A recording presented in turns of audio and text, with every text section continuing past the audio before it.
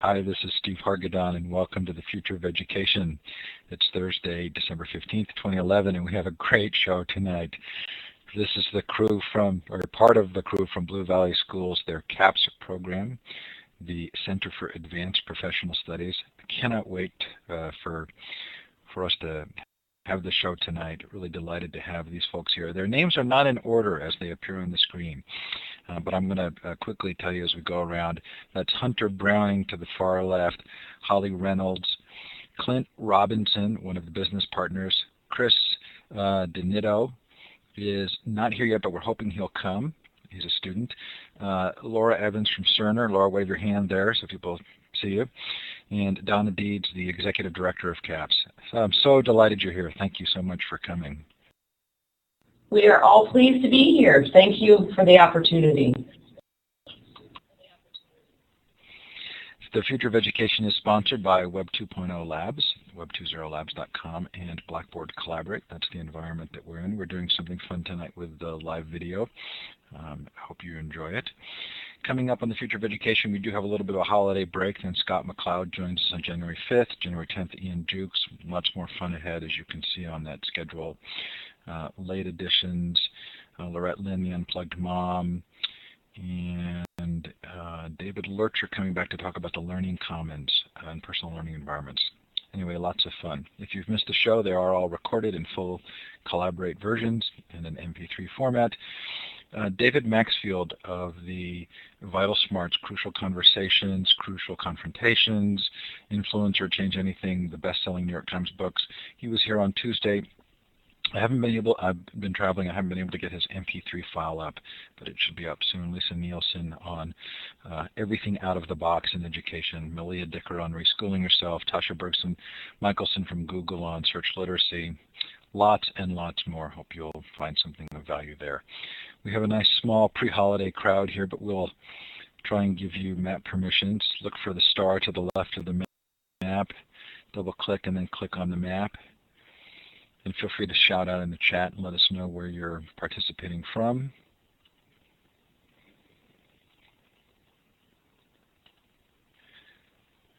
I should put myself here. I'm in New York City tonight. A balmy, warm New York City. Peggy's in Phoenix.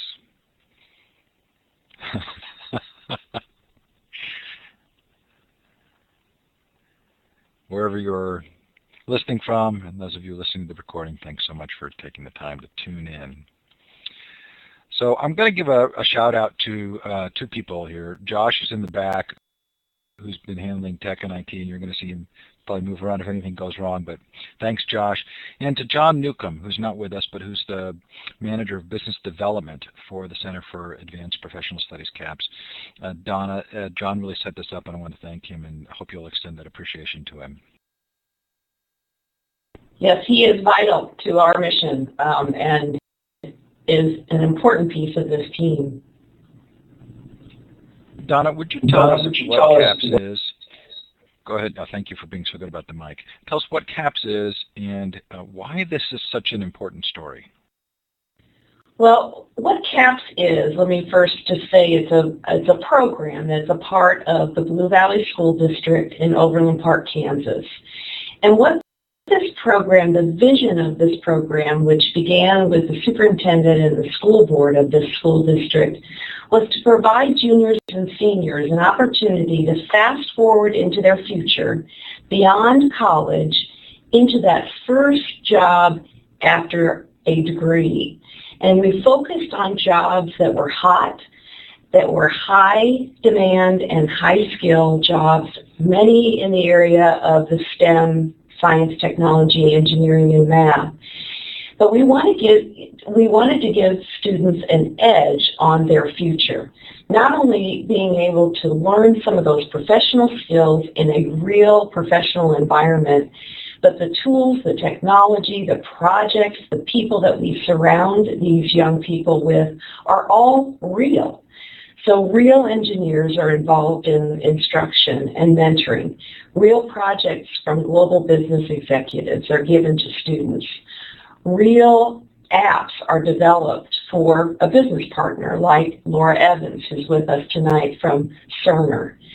So what we've done here is create a scenario that's very real for a 17-year-old to experience what it would be like to be a doctor or a lawyer or a physicist that's in the area of engineering. And this helps a student to not only grow professionally, but to discern if they really are interested in this area all before they're able to go to college. They gain high school credit here, they gain college credit here, but they're only here for part of their day. The rest of their day, they're in their home high school in a normal, wonderful, rich high school experience. But for half of their day, they're thrown into a professional world. What makes this story so very, very unique is the opportunity to partner deeply with business partners from here locally, regionally, nationally, and internationally, because our business partners helped us design all the curriculum. They helped us produce all of the project work. They help teach. They help speak. They provide mentors and internships and projects with equipment.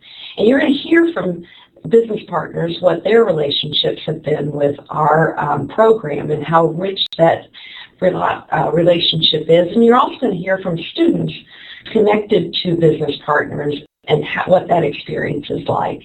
So that's really what CAPS is all about. An opportunity to fast forward into your future, your professional future beyond college, and experience it now. Not wait, but now in high school.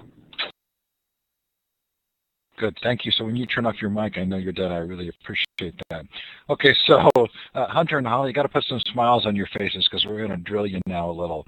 So you kind of get the feeling that this is practice for real life. Does it feel like practice, or are you actually doing things that make a difference? It definitely is practice in the sense that if you fail, you don't really have a huge consequence hanging over your head like you would out in the real world. But if you succeed, everything that you've done can be as real as you make it. So no matter what project you're taking on, if you're really putting everything you have into it and it goes well, it'll go just as well as it would for you out in a regular business world, whereas you do have the safety net of not the huge consequences if you were to take that risk and it not go well. So it, in my opinion, encourages a lot of creativity and innovation among all of our students to try things that you maybe not have had the confidence to try previously, or even after this experience when you got out actually into the job market. I would definitely agree with what Hunter said, but I would also add that everyone here at CAPS provides you with so many opportunities to succeed, to go out in the real world and do things that professionals are doing. So it definitely feels very much like real life. But also, that you're not afraid to make mistakes. We're also we're still learning, and we're definitely encouraged to take risks, and never punished if we don't succeed. Holly, what are you working on? Okay, so my name is Holly Reynolds. I'm a senior at Blue Valley North High School, and I am currently in the Bioscience Independent Research class up in the Bioscience strand. So I came into the program knowing that I wanted to do an independent research project relating to alternative energy. And my teacher really helped me research potential topics, and I decided that I wanted to do something relating to algae as a biofuel. So I wasn't really sure what exactly I wanted to do in terms of my project. So I did research. My teacher helped me find business partners that could assist me in the creation of my project, and also I reached out to professors locally and across the country to see if they would be willing to help me create a project and throughout the duration of my project. So I I found a professor at the University of Kansas, Dr. Val Smith, who is a global leader in algae research, and he helped me create a project where I was determining the optimal physical and chemical conditions for microalgae growth in order to maximize lipid production within the algae that would then be extracted and transformed into biodiesel. Okay, so you've obviously put a ringer in the crowd here, right? I mean, this is a college student, maybe a grad student that you have posing as a high school student. Hunter, what are you doing? I'm actually also doing something with alternate fuel. I'm on my third year of a project that involves separating hydrogen and oxygen from water on board a car. So you're actually filling your car's gas tank with water from your garden hose or from the ocean or any source of water. It doesn't have to be clean.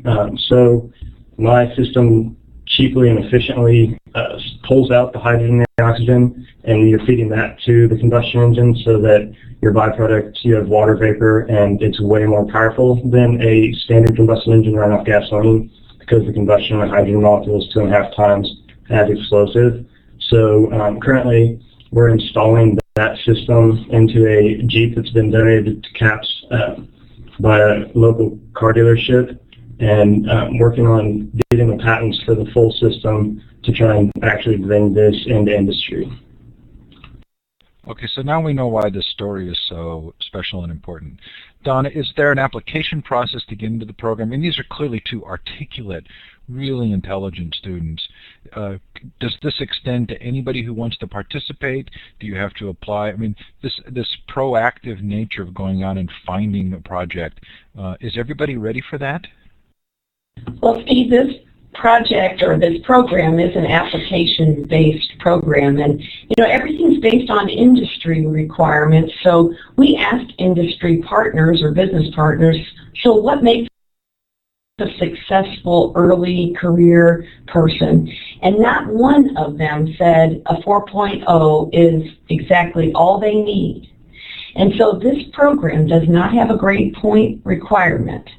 What it does have a requirement around is the student eager, passionate, ready to take risks, ready to be a leader, ready to live in a professional world and dress like a profession and really act beyond their years, because they're in environments that they get projects given to them that typical high school kids would never get given to them. But half of their day is a normal day. I go to one of these young people's high school and I might not even recognize them. Laura, what does Cerner do? Yeah, is in the intersection of information technology and healthcare. We develop solutions for healthcare. The core of what we do is really around healthcare information technology, electronic medical record, but it goes well beyond that. So does somebody come to this facility? These students aren't going to Cerner, right? They're coming to this facility. So it's still within the auspices of the school district, or do they actually go to a traditional work facility? Our experience with CAPS, they come to Cerner as needed for the project work that they are completing, but for the most part their home base is the facility here. So Peggy George wants to know, Donna, how does this get funded? Well, we just happen to have an ex-board member who's also a business partner, and Clint, would you like to entertain that? I'd be glad to talk about how we funded it. I mean, this is typically this is an extension of the high schools. I mean, we took the students from a high school and we took the full-time equivalent time that they were in the high school and took that FTE and brought it over here to this school. And then that's how we fund the educators at this location. So the school board's responsibility, the state's responsibility for the full part of the education was, what are they learning while they're over here at CAPS? And how is that fulfilling their K-12 curriculum requirements so that it could be funded with FTEs? Now, that's the how do we fund the educators, how do we pay for the lights and the the nice building and everything that we're in, but a lot of the funding for the special projects or the needs associated with the businesses have been willing to provide resources and people and time and jeeps and aviation simulators, and there's a lot of businesses in this community that really are knocking down the door to try and get into this place to figure out how they can help. Is it getting in to try and help, or do you feel that there's some long-term tangible reward to the organization for participating beyond just doing something good? This is huge for Black & Veatch. I mean, we're a consulting, engineering, and construction company that's global, and this is an opportunity for professionals at our company to come over. Maybe they're a new employee at Black & Veatch and they're trying to figure out how to do a lot of the engineering things, and they're really not sure what their value proposition is at the company, that will come over here and work with students and immediately feel like they're providing some value. And frankly, the students that we're teaching here, we want them to come and work at Black & Veatch. We want them to know whether they want to be engineers or not. And then if they want to be an engineer, they're getting their education here, they have some exposure with our company. Our hope is that they'll go off and get an education and then come back and work with us. So it's valuable for us on a lot of different fronts. It helps us with retention. It helps us hire and recruit students earlier than the college level.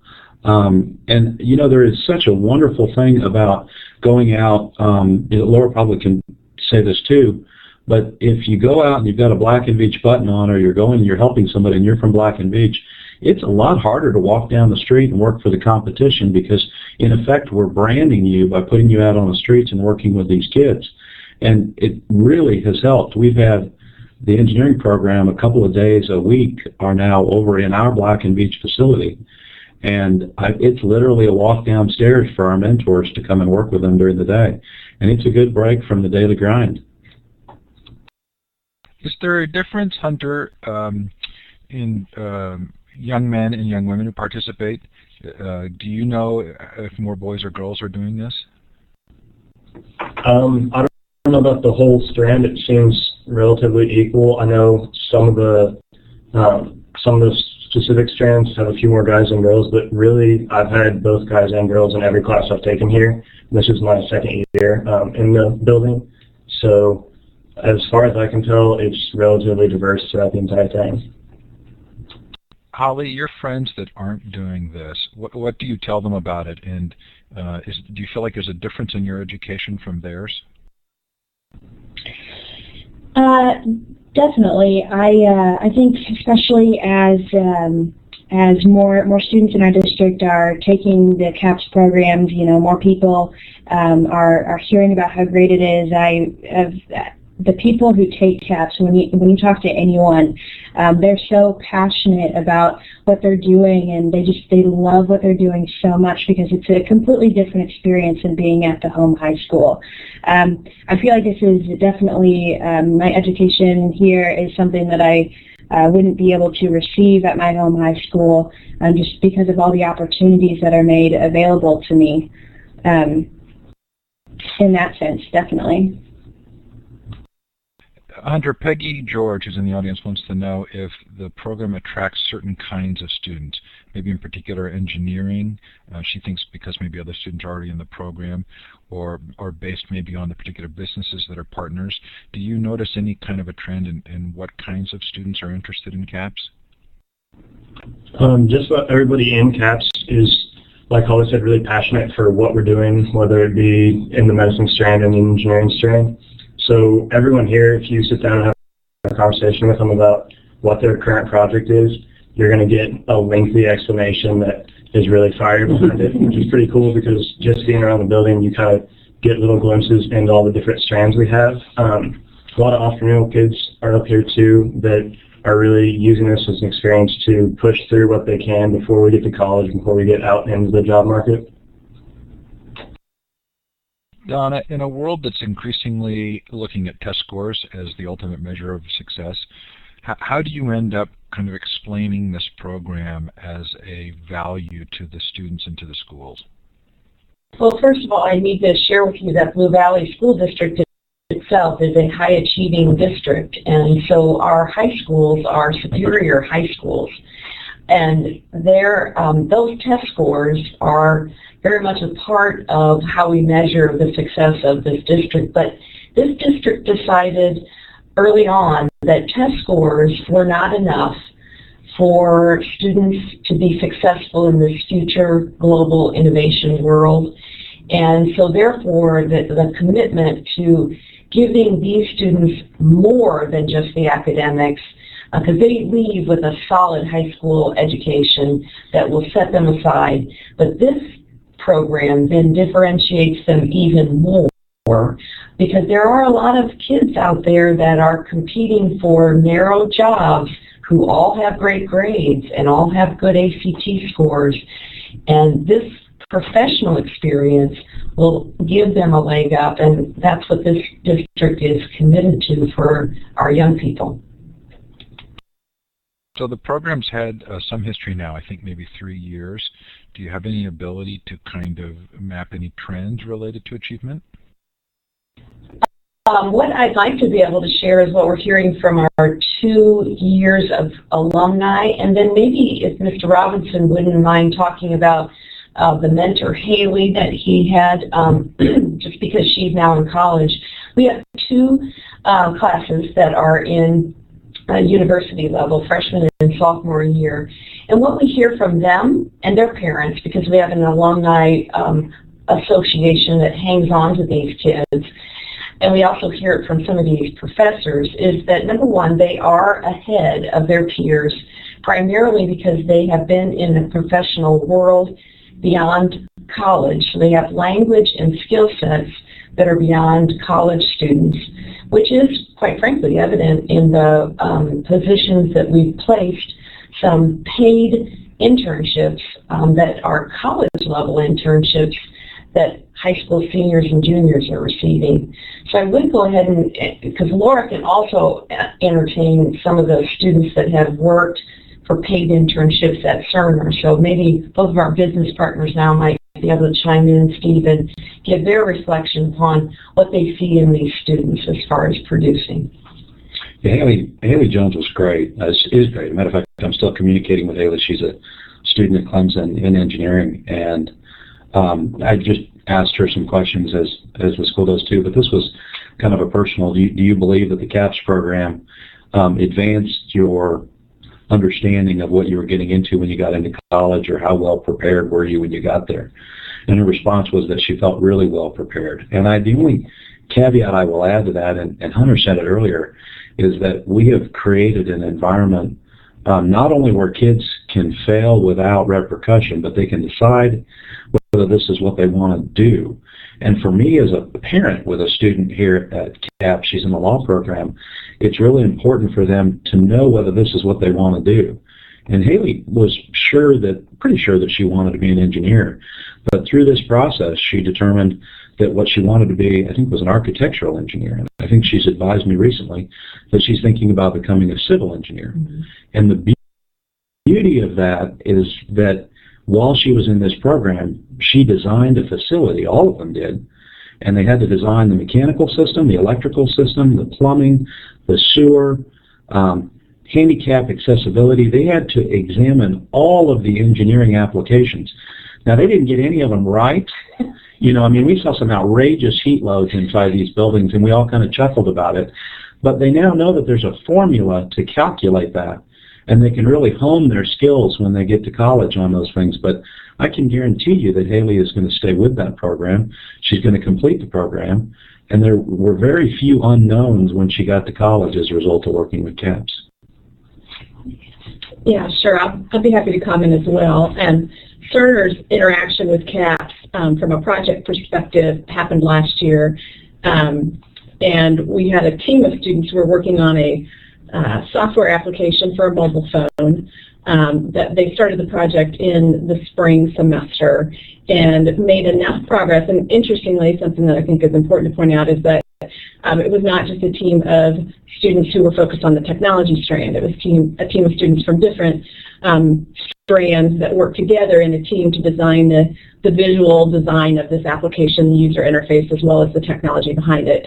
Long story short, it was a challenging enough project that they could not complete it in the semester, so we retained the students that were able to join us in the summer as paid interns and had a very good experience with that. And I think that is probably the best value statement that I can think of from the perspective of a student's ability to come into an organization as a 17-year-old, contribute, develop something that will be built upon, continue to be built upon and utilized. You know, from our perspective, that's a huge value add for us, and I think that the learning that they were able to do both in the school setting during the semester and then a different kind of learning being a part of the organization through the summer is something that they will you know, benefit from for years. And certainly we will not let go of you know, our connections with those interns. That's one of the value propositions for us as well, is that the connection to that early talent and opportunity to bring them in and hopefully influence their career decisions later on if it's something that they enjoy. Donna is doing a great job with the mic. Thank you, Donna. So, Clinton, Laura, did you do anything even remotely close to this when you were in high school? Well, I grew up in an engineering family, and to be real honest with you, I did almost everything I could to not be an engineer when I got older. And, it just kind of came natural to me, and I was surrounded by it, and so it became natural for me. But I think that really the thing that's exciting now is that we can introduce people to engineering that have had no exposure to it at all. And I have to tell you, my first 2 years in college, albeit a long time ago, you know, until I really got into the core engineering classes, I thought, what am I doing? Mm-hmm. You know, is this really what I want to do? But when I actually got into the engineering classes, it reaffirmed that I wanted to do it. And I work with the University of Kansas in their civil program and in the engineering school, and you know, retention is really important there. So them knowing what the future may look like for them really motivates them, and I think allows them to get through some of those early core classes in college. I think that one of the salient points to make is, no, I didn't, one, to answer the question, I didn't get to do something like this. I grew up in a small town that didn't have near the opportunities that we offer here, but more importantly, the field, the place I've had my career for the past 20 years didn't exist, and the field really was exploding, the field of information technology, as I was graduating from college. And I think that's one of the most important points about this experience for students. There are many careers today that didn't exist, that are, the world of work is evolving so quickly, and it's difficult to for them to know what is out there and what the nuances of that are, or that might be, until they have a chance to experience it. And I think that's one of the reasons why certainly we are a fan from a business perspective, is we don't necessarily know what our jobs will be 10 years from now exactly, but we can give them experiences that help them understand the pace of change and the amount of creativity and innovation that's required to stay competitive, and the concept of clients and value propositions that will serve them well, regardless of what they decide to go do. So I really like those answers, and I think I'm also kind of interested in drilling down a little bit on this. In addition to the job market changing, also you're giving youth a lot of opportunities. You are trusting them, you're trusting in their potential. And Hunter and Holly, do we underestimate the capabilities of teenagers? I think a little bit. I think a lot of kids around our ages, when presented with the opportunity to have access to the tools we have in the labs and the mentors and everything like that, a lot of those kids will actually push a lot harder than necessarily in a standard classroom environment where it's strictly just lecture kind of stuff. So I know a lot of the guys in my classes, they'll get into the labs and they'll see industry standard equipment and equipment that a lot of the schools, colleges don't even have yet. And it really just opens everybody up to push to things that we never really thought we'd be doing until way down the road. So I think that provides a huge advantage for if you're doing those things you thought you'd be doing in the future now, then your future is going to be that much more intense and that much more beneficial based off this program. I would add to that also a lot of students I don't think realize their potential when they enter this program, and it's amazing what kids here are doing when they are provided the resources to do great things. I'm really impressed. Laura, have you had to not take other classes that would be considered sort of normal college prep in order to do this? Did it decrease the load of AP classes or things like that where sort of a traditional course of study might say you need to have 5 AP classes? So for me, it didn't not allow me to take any advanced courses or core classes. I definitely, it replaced more of elective courses, especially since CAPS is for 11th and 12th grade students who have more time in their schedule for electives. So, I'm in 4 AP classes currently and in CAPS as well. What about you? As from the district here, the requirements, and this is my second year here, so I've allotted a lot of times with CAPS, and I actually still have room in my schedule for some electives as well as multiple AP courses.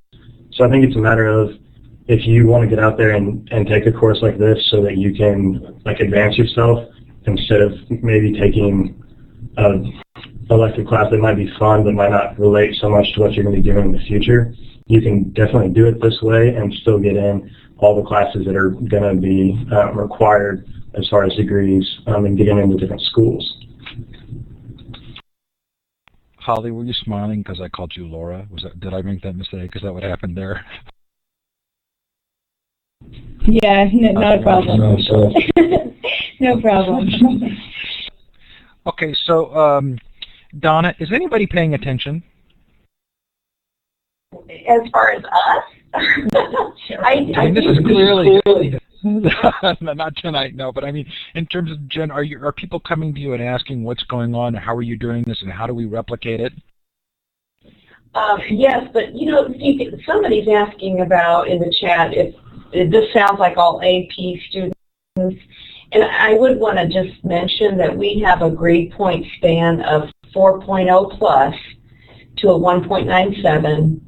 We have special ed students here with no supports, because that's not the real world either. And what we do is we basically take students' strengths and their passion and we build on that. So I did want to just answer that chat because that's real important to us, because this is an inclusive program, not an exclusive program. Okay, so you asked about are people coming here and talking, and the first answer to that is absolutely yes. We were blessed to be recognized by the Edison Foundation with a gold medal this year for innovation, and that's typically a program that recognizes innovative products. And the Blue Valley CAPS program sat side by side with innovators like the iPad 2, the Chevy Volt, Avatar, and other products, and us. I was like, what? I don't. How did this happen? So that, Steve, opened up a national awareness, and then our school board members and superintendent and myself have been on multiple national presentations, and that has opened up school districts. So about 23 school districts from all over the nation have visited, and I think the clear answer is try not to make this look like what in the same environment, because urban environments, rural environments can all make a program work like this, but you're going to have different business partners, you'll have different community members, and that's what makes these types of programs work, is what surrounds the community. And we know this works in urban, in fact it works really good in urban environments, And in rural environments, you may just have different types of business partners that come to support. But yeah, Steve, it's been a pleasure meeting a variety of different superintendents and school board members who are really trying to figure out how do they open up this type of opportunity for their young people too. Is there any kind of cadre of those of you who are doing this, who are meeting together to talk about it? Is there some kind of sharing going on related to this kind of a partnership? Well, I would just say that the school districts that have expressed numerous visits and are engaged in conversation, there are a few here in Kansas City in the Northland, and Laura Evans has been involved as a leader in that initiative. 7 school districts, I think, are partnering to rise up a similar but different type of program. And so I don't know, Laura, if you want to add anything to that consortium. Well, I just think that it's a compelling experience, and it requires about 1 visit, 1 interaction with the students or the staff, and we haven't talked about the staff, and I think that's an important part of the equation and the success here. And you immediately, feel compelled to go and figure out how to scale it. I think scalability is one of the biggest challenges, but I also think it's an experience that every student deserves, and so we just need to work through that in working partnerships, and it will require private-public partnerships to make that happen. Donna, does everybody respond positively? Do you get any kind of pushback? Of course, you get pushback. I think that this is a place that is creating disruptive learning technologies. And so in an environment where maybe some people don't believe in this type of instruction, people get a little anxious about that. I think that the main piece here that glues this place together is a staff of instructors that have varied background. And so we have instructors that are deep in high school instruction, and then we also have instructors here full-time that are straight from industry that are on their 1st or 2nd year of teaching.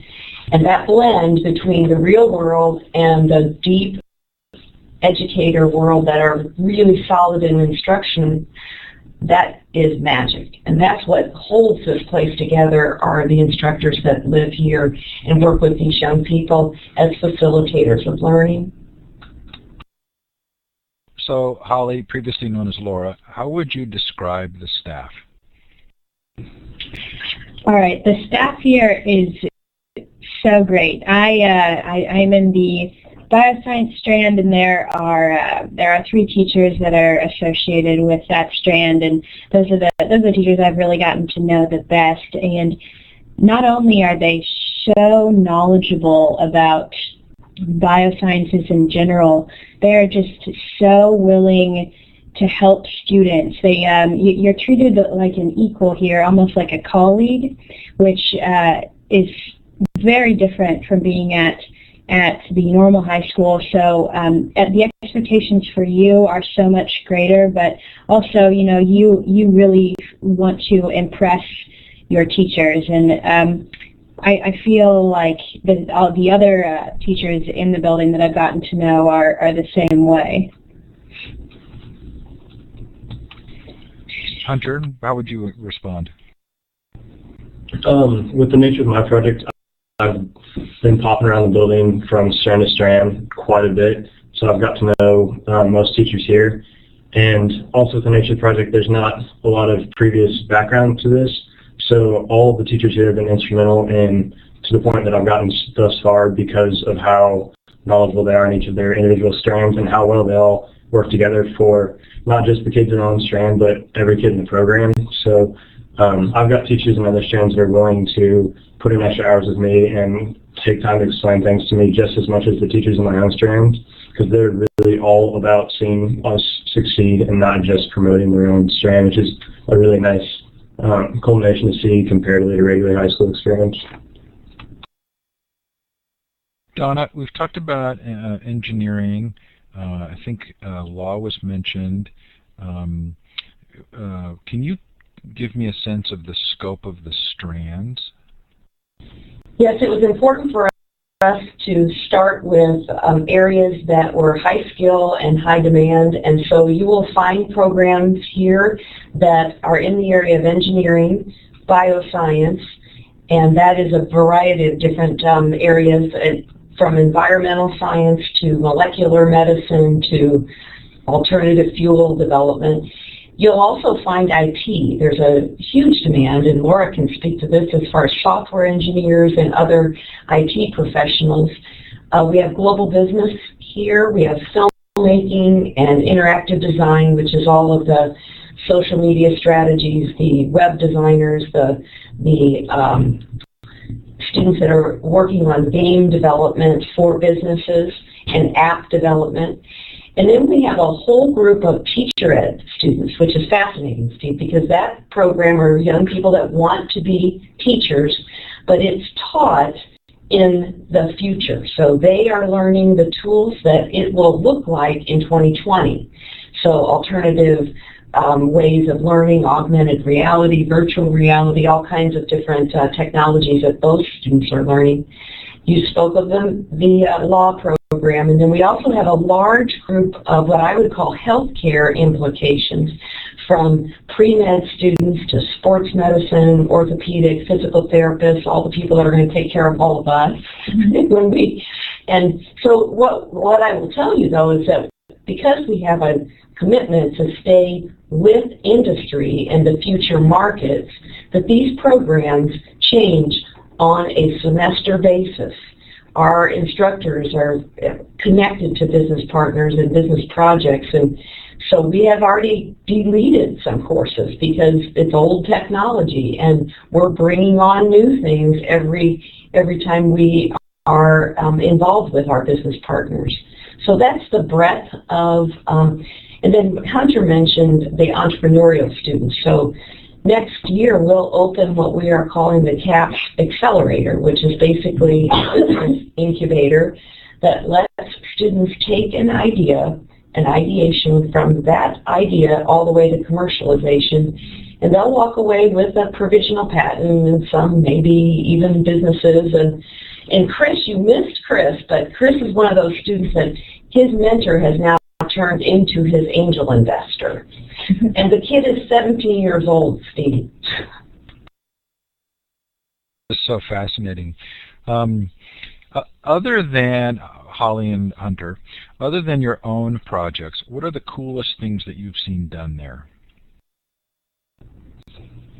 I can't even start to explain some of them because everyone here is so in-depth to all their projects.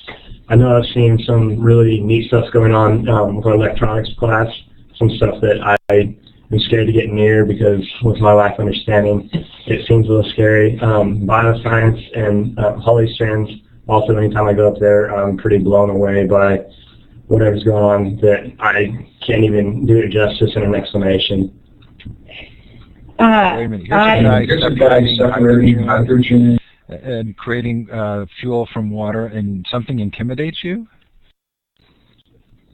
Yeah, everyone here is really, really deep into everything we do, which has also enabled me to get as far as I am in this.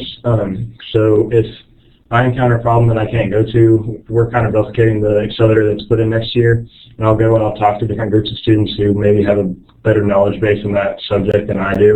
I know I've currently spent a lot of time working with our electronics guys because that's a huge part of my system, and that was an area that I didn't have the best backing in, and I've walked away feeling extremely confident in all these different little pieces I've picked up to build this whole puzzle. So yeah, even if you're really strong in a subject, you're going to meet people here that are stronger than you in other subjects, but it's actually a really, really good way to learn things outside the classroom.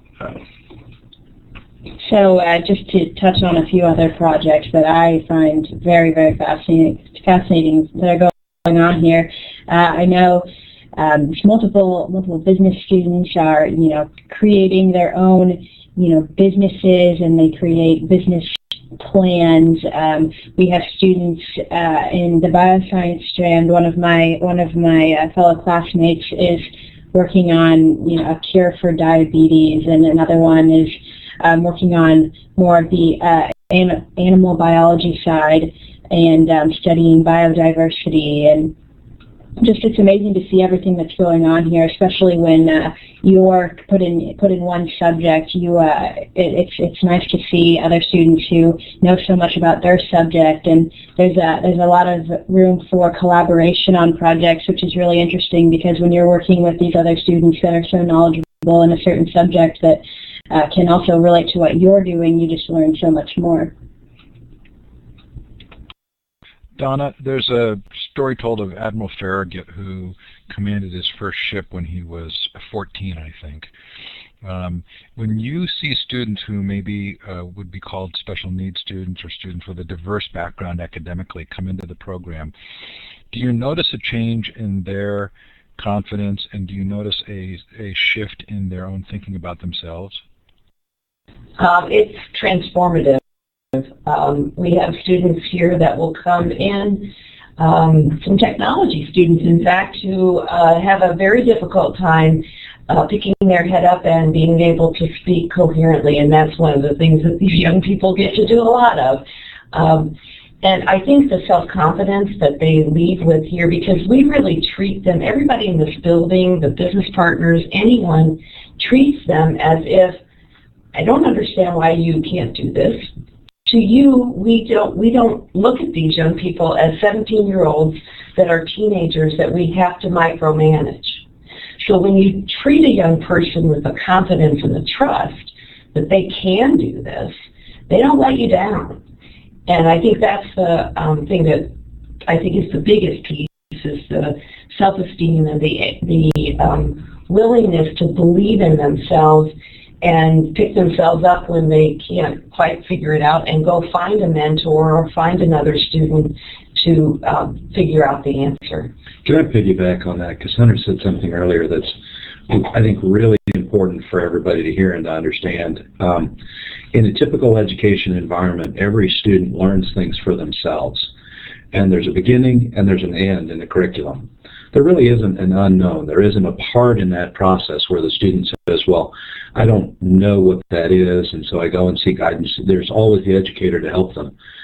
This program, and I will tell you how valuable it is for them to understand that there's something that they don't know, and that they have to find a resource or a person or somebody that knows how to do it. And that's an incredibly important skill when you get out into business, because to think that you can do everything is a really dangerous premise. To know what it is that you know, and to appreciate what it is that you don't know and find a resource that can teach that to you is just something it's really hard to teach. Clint, you've said a couple of things that have really resonated with me. In part, this not knowing piece, but also you've used the word failure a couple of times and the importance of failing. What is it, if you were sort of to wave a magic wand and change the dialogue in this country around education, what would you want to communicate? What could we be talking about that would lead toward more programs like CAPS instead of the kind of gridlock we have, sort of pitting a progressive education against test-based education?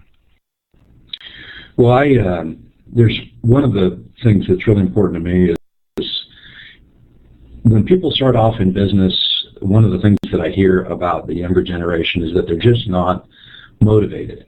They're just not good hard workers like I went to school 20 miles in the snow uphill both ways, and these kids just don't work like that. And so I've tried to explain to people that it isn't about making them work harder. It's about making them passionate enough about something that they want to do more of it.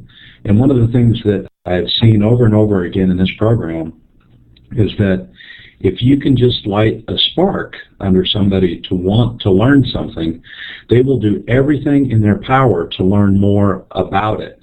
And so it's getting them invested, getting them passionate about something, and then allowing them to find out what it is that they want to know and go figure out how to learn it. And then the educators need to be surrounding that to make sure that there's kind of form and function to helping them get to that final objective. But if you can teach them how to learn instead of just teaching them something, I think that's a really beautiful concept. I would So, I would just add, go ahead, please. well, I was just going to say, I think so much of what we do today is around content versus the learning agility. And from a perspective of someone who's looking for future, employees, associates, peers to work with, I want to work with people who want to learn. It's not about what they know, because the information is exploding. We can't possibly know everything, and we create new knowledge the more that we do know, but it's about wanting to learn and understanding what it means to learn, and understanding that failure is a part of that process. Laura, I'm glad you answered, because I was going to actually ask you sort of similarly, this story of youth not being hard workers. In part, do we tell that story because it justifies keeping the existing system? Is that kind of a part of our difficulty? I don't know. I think there's a lot about our system that's disconnected. I think that's one of our biggest challenges, is that this is a personal opinion, but I think that the real world and education have become very disconnected, and in part because there's no part of the system that encourages that interaction. And so you have consumers of an end product that never get a voice into how that's happening, or what is happening, so we're coming kind of late to the game. But speaking specifically for my industry and from my position in it, which is all about planning for future workforce, it's a very scary problem right now, and we cannot afford to not be involved and making our voice heard about where we think the gaps are, and also what we see and know to be the potential of the young talent that we do have the advantage to connect to. And you do clearly have rock stars here in the room, but I've also worked with teenagers who maybe aren't as far along or don't have quite as much confidence, and still the progress that they make when they're given these kinds of opportunities is truly amazing. So, Hunter and Holly, Peggy wants to know if the sort of open-ended exploration, responsibility, opportunities that you're given in the CAPS program, do they impact how you view your other classes? Yeah, definitely. Kind of piggybacking on what was just talked about, it seems like in a typical high school situation, you're going to classes to just accumulate knowledge, and you can't really see, in 11th grade and 10th grade, what you're really going to do with that in the real world.